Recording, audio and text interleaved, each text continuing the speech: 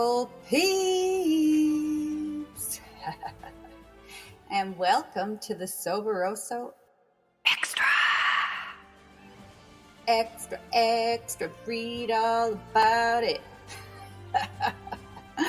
Okay, I won't quit my day job. Anyways, my name is Dora, and I am the host of the Soberoso Podcast. And you have reached the Soberoso Xtra. It is in addition to, it is on top of, it is behind the scenes, it is the after party. It is a deeper look and a deeper dive into my story and the stories of our guests. It is a bonus, and you are there now. So we are glad you found us, and welcome to the Soberoso Xtra. Awesome. So, Mike, are you joining us from Austin, Texas? Yes, ma'am. All the way from Austin. All right. Did you grow up there? Well, I grew old here. How about that? That works. I moved here in January of 2000 from Portland, Oregon.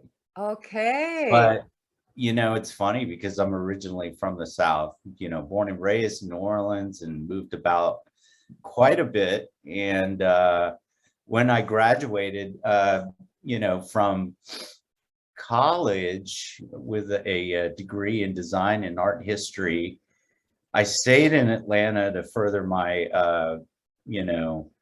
learning at a trade school. And just as I was about to graduate, I got recruited to Portland to work for an advertising agency. Okay. So that pretty much, dictated the rest of my life. And I came to Austin from Portland. So awesome. Okay. Well, I have quite a few friends in Austin, some guests some guests that have joined me from Austin and from Texas. And the friends that I have, it sounds like there's a big move going towards Texas. Like a lot of Americans are moving that way.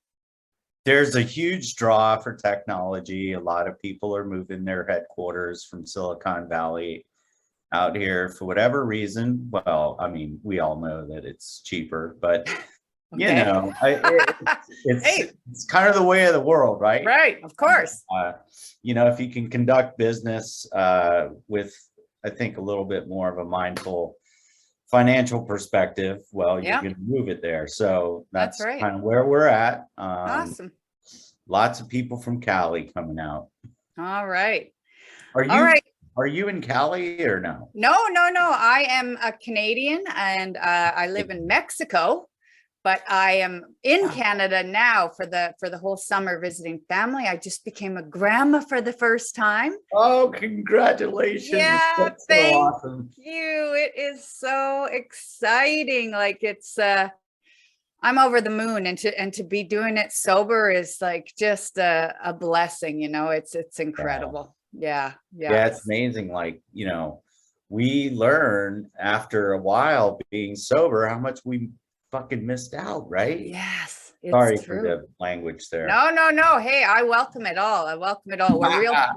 We're real people here, and that's fine. But yeah, this whole becoming a grandma, because I live in Mexico, I'm going to be called an abuelita Dorita. Very cool. I love it. But my daughter has been married for a couple of years. She's 28 or 29. And I was a teenage mom, so my pregnancies were not planned, and I struggled a lot. So it is just a blessing to be able to say a 29-year-old. You look like a 29-year-old. Oh, thank you. I was a teenage mom. But it's wonderful to, I was there for the whole labor, the whole delivery. I watched the baby take her first breath of air. I cut her umbilical cord, and I've just been there by her side. And it's just amazing to be in my present mind, in my feelings, sober, and watching my daughter be a fantastic mother with her and her husband too. It's just, it's a gift of sobriety. You know, they just keep coming and they keep getting better. Yeah, you know, if gratitude had a pinnacle, maybe that would be it. But That's it right. only gets up from there, right? It only keeps Yes. better. So Yeah, it does keep getting better. it's great. All right, Micah, I would love if you could tell us a little bit about your background and your story. And why don't we start with what made you decide or feel that maybe your drinking and drugging was causing a problem, or it was too much? What was going on in your life? Well, you know, I think it's just like any other story, and you know, not to diminish my own. And by the way, you know, I feel like everybody has their own individual reason in their own individual story. They all converge to a point where you've had it, you had enough.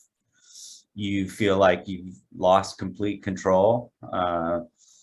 You know, for me, I had to hit rock bottom a couple times in order to sort of fully understand that, you know, this is the kind of thing that I just can't go on with, simply. And you know, it really boiled down to that. It's realizing that, you know, this is, you know, something that will only kill me in the end. And I didn't know that.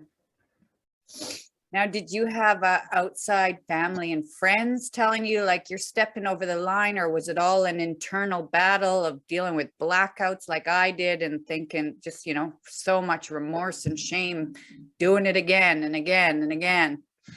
I think for most of us, really, the battle is from within. Yeah, there were people that would say, "Hey, man, don't you think you're drinking too much?" You know, it was quite sporadic, though. It only came from a few people. And just having an advertising background, it was completely socially acceptable to go over the top. You know, there was a drink cart that come around at 2 o'clock on Friday, you know. Woo! Dangerous. Well, you know, on top of that, you know, you're flying to all these different places, and you know, you're working, you know, just incredible hours that are just, you know, and so booze, you know, just kind of like flows. And not to mention other things. And you know, it's really sort of, the cliche is right. When you're in that kind of business, they do everything they can to make it as comfortable, quote unquote, as possible, so that you can, you know, put in those 12, 14, you know, hour days without whining and complaining, you know. So they help you along, numbing it down, you know. Of course. And you're probably, you know, entertaining clients and celebrating deals, and yeah, the way of the world. Well, it really is. And it's a rat race, and it's full of stress. But, you know, ultimately it's my fault, you know, and that's part of the ownership of becoming sober, is saying, you know what, I didn't have to do any of that. Right. And realizing that, you know, life is better without it all, actually. You know what I mean? It's I do. And, you know, I've had an amazing career. You know, I started out as, you know, as an art director when I was 26 years old. So, I mean, that's in itself, you know, kind of a big milestone. So I was thrown into the fire at an early age.